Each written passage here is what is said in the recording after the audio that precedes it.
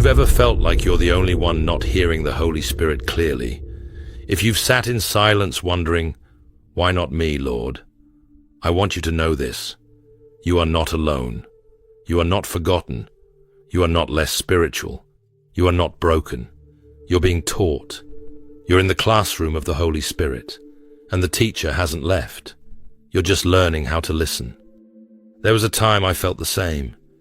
Everyone around me seemed to hear from God with ease, quoting how the Spirit spoke this or that, and I sat there in silence, feeling left out of the conversation. But here's what I learned. God is not silent. He's strategic. His voice hasn't abandoned you. It's preparing you. Just like 1 Kings 19 verse 12 reminds us, the Lord was not in the wind, nor the earthquake, nor the fire, but in a still, small voice. And that still, small voice, it's not about volume, it's about relationship, and relationships take time. Today, I want to walk with you through 6 things that help me go from confusion and frustration to peace and clarity when it comes to hearing the voice of the Holy Spirit. I'm not here to give you formulas. I'm here to give you faith. I'm here to tell you that you were created to hear Him. You were designed to recognize His voice. You haven't missed it. You're not too late. You're not too dull to hear. You're just being trained by the very Spirit you long to hear. Let's walk this journey together. 1. Relax. Stop trying to force the frequency. Let's start this journey with something that might surprise you. You don't need to strain to hear God. You don't need to force the frequency like you're frantically tuning a radio. The Holy Spirit doesn't speak only to the spiritually elite or the hyper-disciplined. He speaks to His children, and that includes you. Think of young Samuel in 1 Samuel 3. The scripture tells us that in those days the word of the Lord was rare, not because God had stopped speaking, but because people had stopped listening. Yet God came to Samuel, a child, with a gentle voice in the night. Not thunder, not fire, just a voice. And here's what moves my heart. Samuel didn't get it right the first time. He heard God and thought it was Eli. He heard again. Still, he missed it. But did God storm away in frustration? No. He came again and again, 4 times. Now hear me, beloved. God didn't give up on Samuel, and He's not giving up on you. That's the kind of Father we have, one who repeats Himself if needed, one who's not afraid of your immaturity, one who doesn't shame you when you mistake His whisper for something else. The same God who patiently called out to Samuel is patiently calling out to you. You see, this is not about trusting your ability to hear. It's about trusting His ability to speak. That changes everything, that frees you from performance, that lifts the burden. Because our God is not playing hide and seek with your destiny. He's not teasing you with silence. He's drawing you into stillness, not striving. The Holy Spirit's voice often comes in peace, not pressure. Let me ask you this. Have you ever tried to find a quiet station on an old radio? The more you twist and panic, the more static you get. But when you pause, when you slow your hand and listen closely, that's when the clarity comes. The same is true in the Spirit.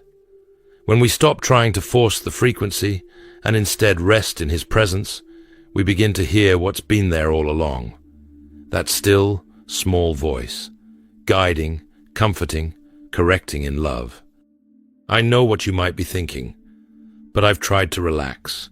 I've tried to listen, and I still don't hear anything. And I understand. That feeling can be discouraging, but can I speak life over you for a moment? You are not disqualified. You are not behind. You're learning, just like young Samuel was. And here's the beauty of it. When Samuel finally said, "Speak, Lord, for your servant is listening," it wasn't because he had it all figured out on his own. It was because Eli guided him. And that's exactly what I'm here to do for you right now, to guide, encourage, and remind you that you are not alone on this journey. I'm telling you, you can stop panicking. You can stop feeling like you missed it. You didn't miss anything. The God who created your ears also knows how to speak to your heart, and He's too good to let you miss Him when your heart is truly seeking Him. So take a deep breath. Inhale grace. Exhale fear. Let go of that religious OCD that says, you've got to get everything perfect before He speaks. That's not how your Father operates. He is near. He is kind. And He knows how to slow His voice to match your steps. 2. Get into the Word, where His voice is already speaking. Now, let's take the next step into one of the most reliable places His voice is already waiting, the Word of God. This part isn't just practical, it's powerful, because the truth is, you may have already been hearing the Holy Spirit more than you think. You just didn't recognize His tone yet. And where do we learn His tone? In the Scriptures. Let's be real for a moment. I want to lovingly challenge you.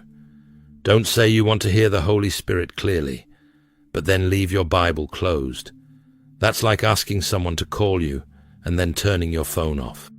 2 Timothy 3 verse 16 to 17 says, all Scripture is breathed out by God and profitable for teaching, for reproof, for correction, and for training in righteousness, that the man of God may be complete, equipped for every good work.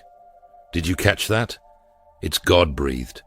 That means every time you open your Bible, you are literally inhaling the breath of the Holy Spirit. I remember when I used to treat the Bible like a textbook, like something I had to study, memorize, or check off a list. But when I started treating it like a love letter from the one who knows me best, everything changed. I didn't just see words on a page. I began to feel the tone of the author. I began to recognize how he speaks, with gentleness, with authority, with clarity, with truth. You see, Hebrews 4 verse 12 says, for the word of God is living and active, sharper than any double-edged sword, discerning the thoughts and intentions of the heart. That's not poetic fluff. That's reality. The word is alive. When you open it, it reads you as much as you read it. And that's why it's one of the most spirit-led things you can do if you want to hear Him. Because it not only reveals His truth, it starts to align your spirit with His rhythm. Psalm 119 verse 98 to 99 says, your commands make me wiser than my enemies. I have more insight than all my teachers, for I meditate on your statutes. That's the fruit of engaging deeply with Scripture, not just reading it like a to-do, but letting it read you, shape you, train your ears, and soften your heart. Friend, if you're saying, I just don't know how to start, let me tell you something simple and profound. Start small, just a few verses a day. Don't underestimate what God can do through a short, spirit-led moment in His Word. It's not about quantity, it's about quality of attention. Read slowly, ask questions, invite the Holy Spirit before you even begin. Say, Holy Spirit, speak to me through this, and He will. The Word of God will never return void. Isaiah 55 verse 11. That means every verse you read, every passage you meditate on, is doing something eternal. Even when you don't feel it, the seed is being planted. The frequency of His voice is being tuned into your soul. So, let me encourage you right now. Don't give up because it feels quiet. Don't dismiss Scripture because you want a supernatural encounter. The Bible is supernatural. It's where the Holy Spirit has been speaking since the beginning. And when you fill your heart with His Word, His voice starts to echo inside of you in ways you never imagined. 3. Meditate. Don't just read, repeat. To truly hear God's voice, we have to do more than read.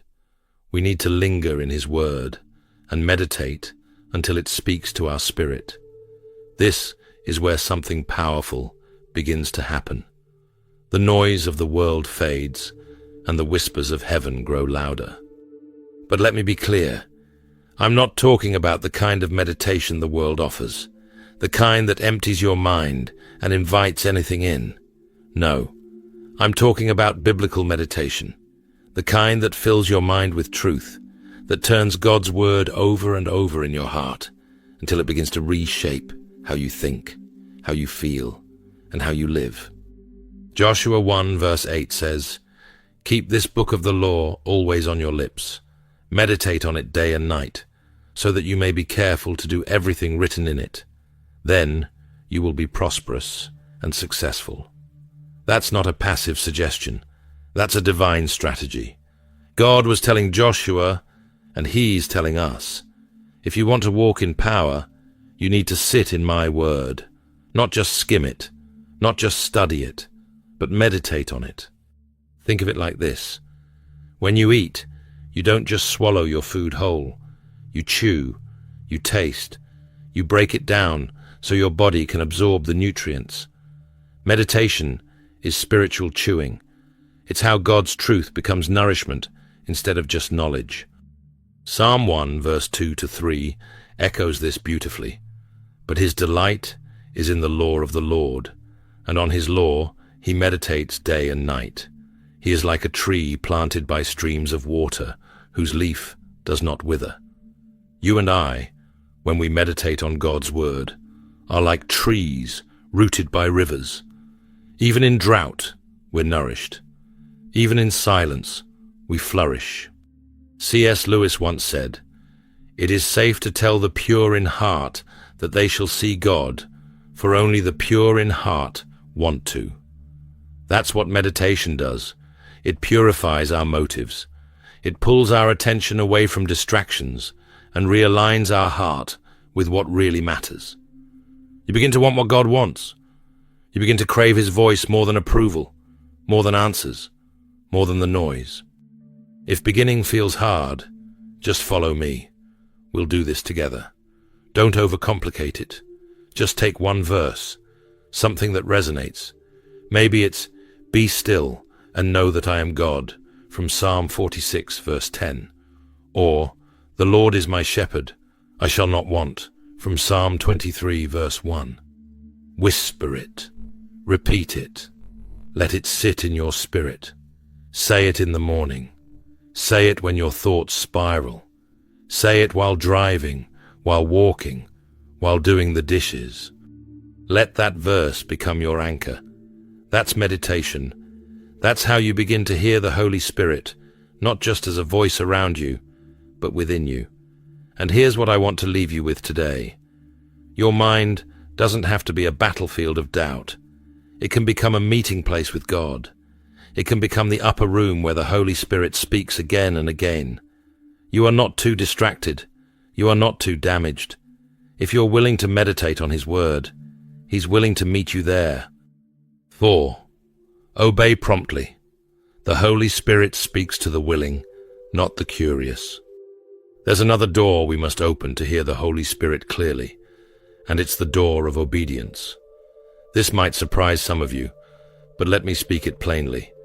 The Holy Spirit doesn't whisper to those who only want to debate Him. He speaks to those willing to say yes before they know the assignment. This is the part where many people stall. They hear a nudge from God, a prompting deep within, but instead of responding, they reason. Instead of obeying, they delay. And slowly, that voice they once heard so gently begins to feel distant.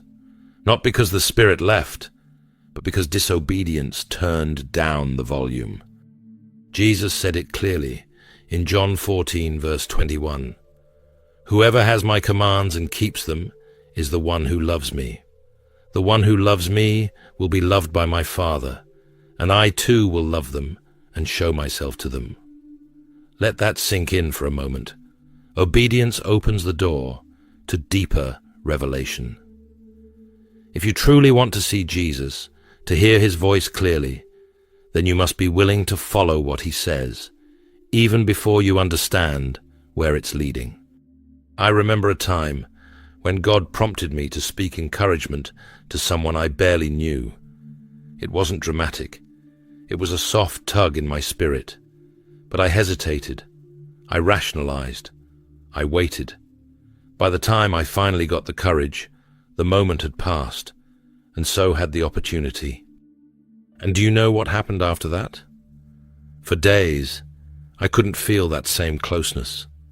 I couldn't sense that same intimacy. It wasn't that the Holy Spirit had withdrawn from me. It was that my disobedience had dulled my sensitivity. I had taught my soul to question when I should have taught it to trust. James 1 verse 22 urges us, "Do not merely listen to the word and so deceive yourselves. Do what it says." We deceive ourselves when we think spiritual maturity is about knowing more but doing less. No, beloved, obedience isn't about perfection. It's about surrender. It's about being the kind of person who says, "Yes, Lord," even when the details aren't clear. That's when the Holy Spirit knows he can trust you with more. I want you to hear me on this. God isn't looking for flawless followers. He's looking for willing vessels. He's not asking you to be perfect. He's asking you to be available. When your heart is postured to obey, even in weakness, the Holy Spirit flows through you like water through a yielded pipe. So if you've been crying out, "Lord, why can't I hear you?" maybe the question to reflect on is, did I obey the last thing he said? Because sometimes clarity doesn't come from listening harder. It comes from following through. Obedience clears the fog. It sharpens the signal. It shows heaven that you're not just curious, you're committed. Let me encourage you today. If you want to hear him clearly, prepare your heart to respond. Before the instruction even comes, say yes. Open your hands, open your heart, and declare, "Lord, I may not understand it all, but I trust you enough to walk it out." That's where clarity is born, in the hearts that have already surrendered. And I promise you, when you walk in obedience, you'll not only hear his voice more clearly, you'll begin to walk in step with his Spirit. Let your answer be yes, and let heaven speak. 5. Quiet your inner world. Friend, some of us aren't missing God's voice because he isn't speaking. We're missing it because our souls are too loud to hear. There's a verse that has echoed in my heart for years, and maybe you've heard it too. It is good to wait quietly for the salvation of the Lord. Lamentations 3 verse 26. It sounds simple, doesn't it? But stillness, true stillness, is one of the most spiritually demanding things in this noisy, distracted world. And it's not just about the sounds around us, it's about the chaos within us. We're surrounded by voices, the world's news, social media notifications, text messages, opinions, fears, anxieties, regrets, and to-do lists. But the Holy Spirit isn't going to shout over that noise. He doesn't compete for your attention like an ad on your screen. He waits for your focus. He waits until your heart is tuned like a radio that stopped spinning and finally lands on the right frequency. Think about your life like a phone with constant notifications. You're trying to have a deep conversation, but every few seconds, your attention is pulled away. That's what happens when we come into God's presence, but haven't silenced our inner notifications. God doesn't force his way in. He waits for us to lean in. He waits for stillness, because stillness is the soil where clarity grows. Isaiah 30 verse 21 says, "Whether you turn to the right or to the left, your ears will hear a voice behind you saying, 'This is the way, walk in it.'" Notice something. This verse assumes you're quiet enough to hear. It assumes your ears are not filled with fear. your mind not racing with doubt. It assumes a posture of calm listening. And beloved, it's not always the enemy that's making it hard to hear from God. Sometimes it's just us, our inner chatter, our constant self-analysis, our fear of what might go wrong, our running list of what we haven't done right. But here's the insight the Lord gave me. He doesn't speak louder to compete with our distractions. He speaks softer to draw us deeper. C.S. Lewis spoke about the inner rooms of the soul in The Weight of Glory. He described the deepest parts of our being as quiet places, holy ground, untouched by noise, where God can dwell and where we meet him in truth. And I believe those inner rooms still exist in you. Maybe they're dusty, maybe they've been locked for a while, but they're there. And when we choose to enter them, through solitude, silence, or even something as simple as a daily walk with no headphones and no phone, we find that God has been waiting there all along. If you've been longing to hear the Holy Spirit, maybe what you need isn't more effort, but more quiet. Maybe you just need to stop scrolling, stop talking, stop analyzing, and start listening. Let your soul breathe. Let your mind rest. Let your heart focus. 6. Invite the Holy Spirit daily. This is the final key I want to share with you. And it's not just a step, it's a daily posture. If you've never heard the Holy Spirit clearly, maybe what's missing isn't information, but invitation. He doesn't shout over your busyness. He doesn't compete with your schedule. He waits for you to say, "Holy Spirit, I welcome you. I want to hear you. I want to walk with you today." That's what Jesus was pointing to in Luke 11, verse 13, when he said, "If you then, though you are evil, know how to give good gifts to your children, how much more will your Father in heaven give the Holy Spirit to those who ask him?" That's the key right there. To those who ask, not to those who perform, not to those who strive or stress or prove they're worthy, but to those who simply ask. The Holy Spirit is not a mystical force or a passing emotional wave. He is not a feeling. He's a person, a divine companion. And like any person, he doesn't go where he isn't welcome. That truth changed everything for me, because for the longest time, I thought I had to earn his voice. Pray harder, fast longer, get everything perfectly right. But God doesn't respond to perfection. He responds to invitation. He responds to relationship. Revelation 3, verse 20, gives us a beautiful image of this. "Behold, I stand at the door and knock. If anyone hears my voice and opens the door, I will come in." My friend, if you've been wondering why you can't hear him, maybe it's time to open the door, not to an event, not to a formula, but to a friend. The kind of friend who knows your fears, your wounds, your doubts, and still wants to be close, every single day. I've made it part of my morning routine, not out of ritual, but out of relationship, to say, "Holy Spirit, I invite you. Speak to me, lead me, correct me if you need to, comfort me when I'm weak, guide me as I go." And do you know what happens? Something shifts. It's like tuning my soul to the right channel. It's not always dramatic. It's not always immediate, but he always answers, because he wants to be with you more than you want to be with him. Romans 8, verse 14 tells us, "For those who are led by the Spirit of God are the children of God." That means we're not just followers, we're family. And family doesn't have to beg to be heard. Family gets invited in. Family is trusted. Family is known. So let me encourage you with this today.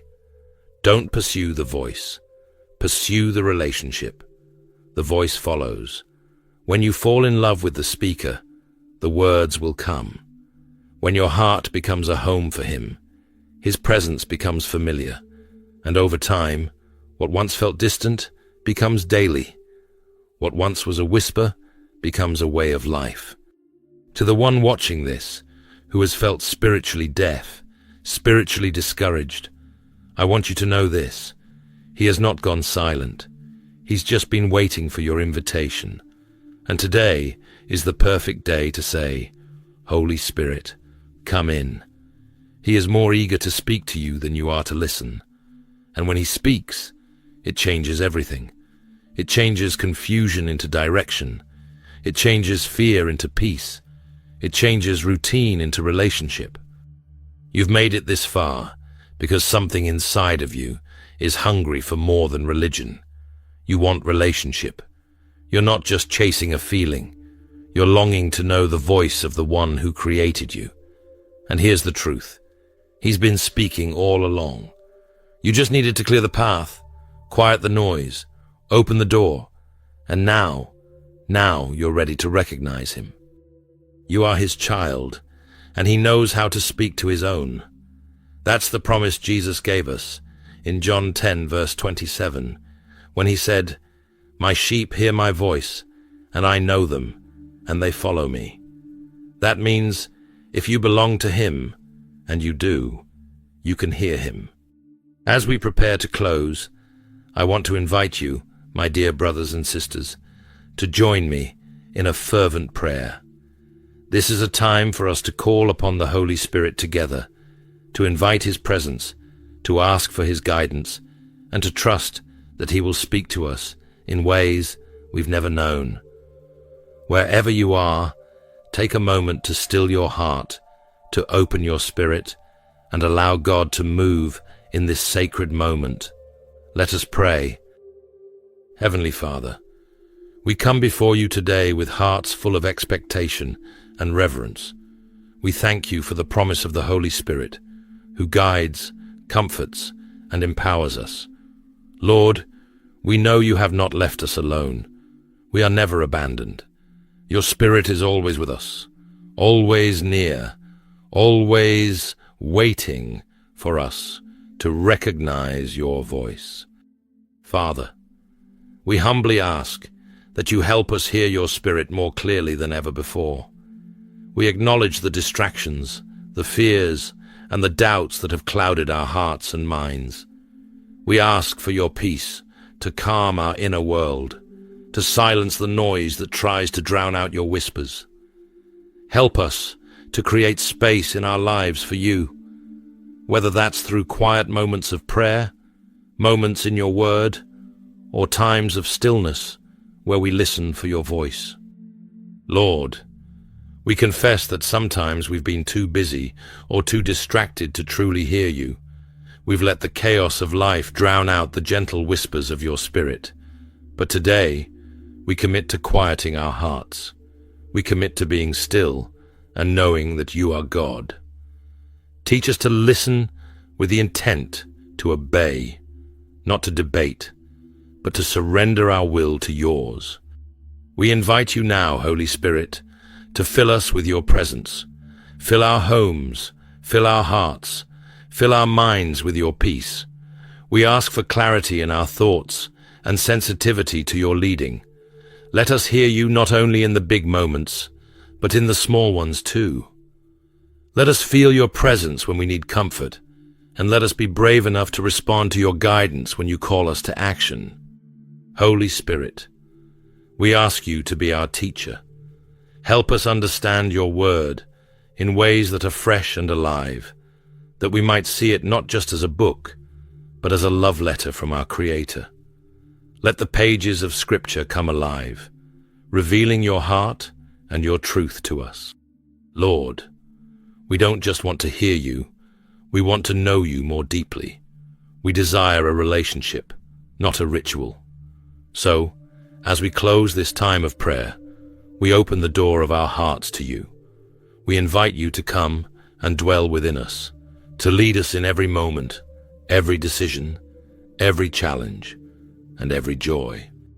Thank you, Father, that you are a good Father, that you hear our prayers, and that you always answer.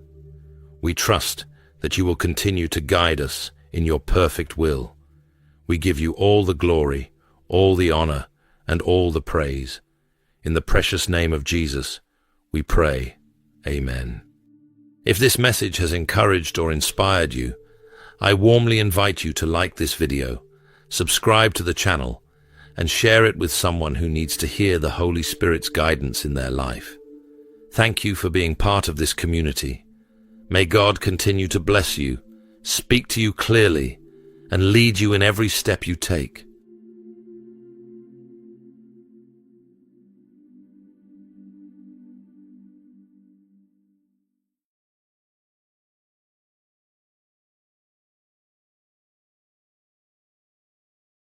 Have you ever been caught off guard by a compliment that you look much younger than your age? Perhaps you accepted it with a smile, dismissing it as a kind remark. But what if that simple statement carried a deeper meaning? One that points to an extraordinary truth about who you are. What if your youthful appearance wasn't just genetics, skincare, or lifestyle, but an outward reflection of something profound and eternal within you? C.S. Lewis once wrote, "You don't have a soul. You are a soul. You are a soul. You have a body." This perspective reframes how we view our physical existence, suggesting that the essence of who we are, our soul, can influence even our outward appearance. Today, we invite you on a transformative journey to uncover the spiritual mystery behind your youthful glow. This isn't just about looking young. It's about unlocking the secret connection between your inner essence and the forces that shape your life.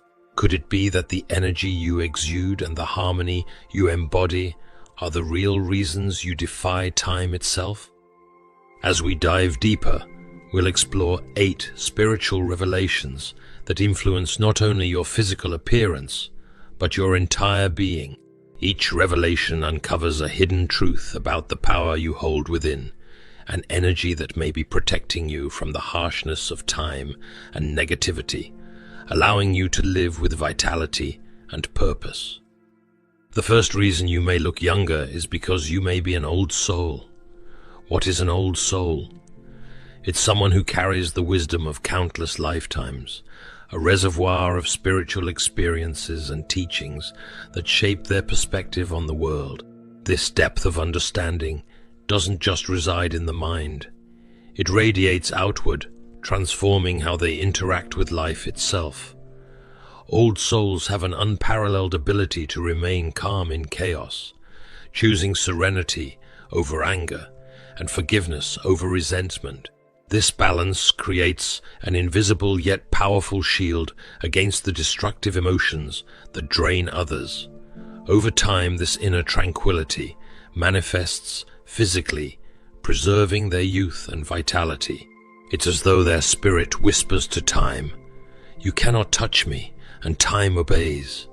C.S. Lewis insightfully said, "Humility is not thinking less of yourself, but thinking of yourself less."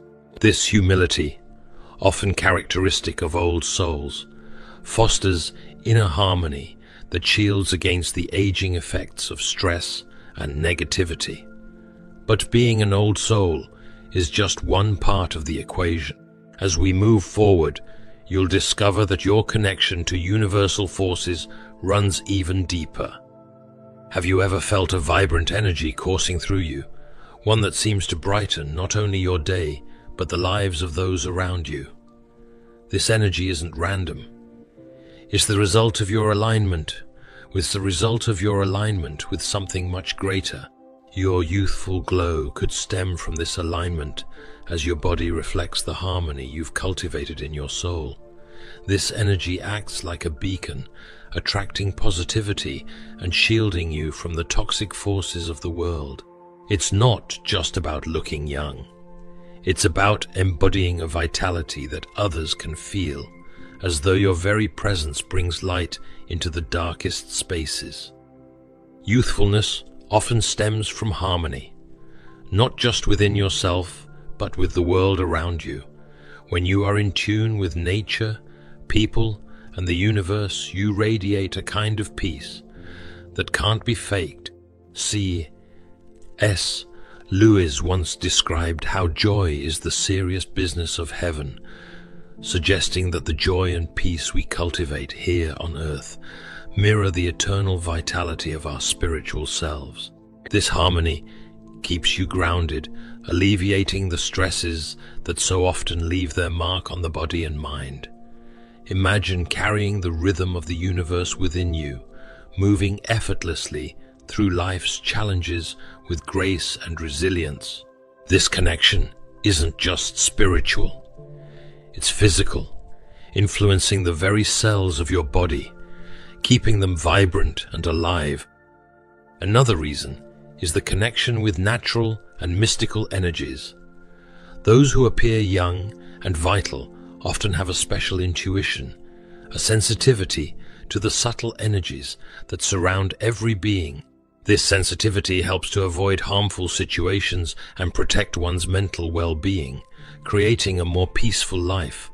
It is not just a matter of preventing pain, but of developing a deep connection with positive forces that guide harmonious choices.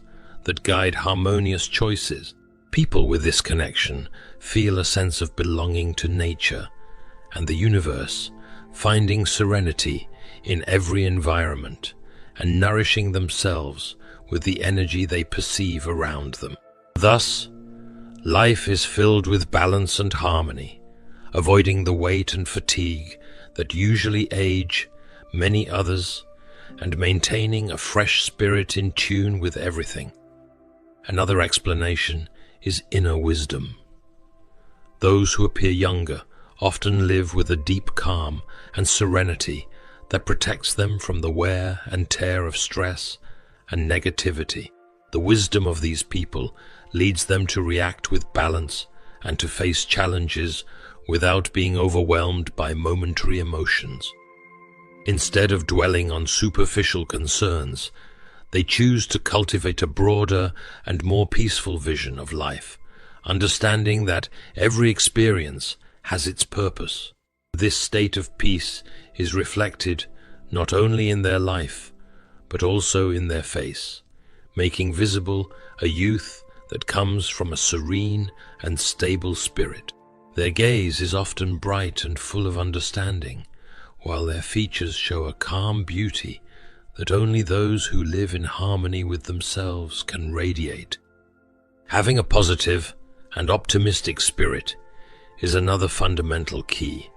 Those who look at the world with hope and always seek the positive side are able to live with enthusiasm and joy. This attitude helps to overcome obstacles with lightness, without weighing down the soul with worries or fears. This bright vision is reflected in the body, giving an aura of freshness and vitality. Every smile and every positive gesture contribute to rejuvenating not only the heart, but also the external appearance, making these people more pleasant and serene. A joyful soul, in fact, radiates positive energy that seems to slow down the passage of time, making the face express a natural and ageless beauty. The eighth aspect concerns what we might call the energy of the chosen one, a unique quality that manifests in people with a special mission in life. These individuals carry within themselves a precious gift, such as the ability to heal, inspire, or instill hope.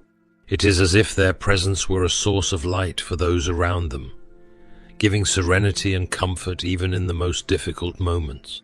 Living with this high purpose requires them to keep their body and spirit in tune, and it is precisely this harmony that creates a profound balance that preserves them from the effects of aging. The energy of the chosen ones pushes them to give of themselves with love and compassion, qualities that, more than any other, seem to protect their vitality. Their very essence emanates strength and youth, and those who meet them feel a sense of lightness and positivity that transcends age. When a soul lives in alignment with its purpose and remains in harmony with the universe, it nurtures an inner vitality that defies the passage of time. The glow of such a soul is unmistakable, emanating from within and manifesting as a youthful appearance and a vibrant presence.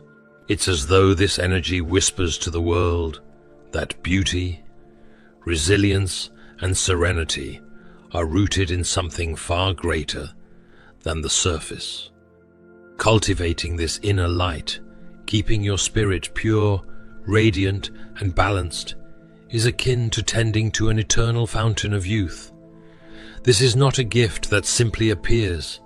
It is a treasure we can consciously nurture through kindness, understanding, and living in harmony with ourselves and the world.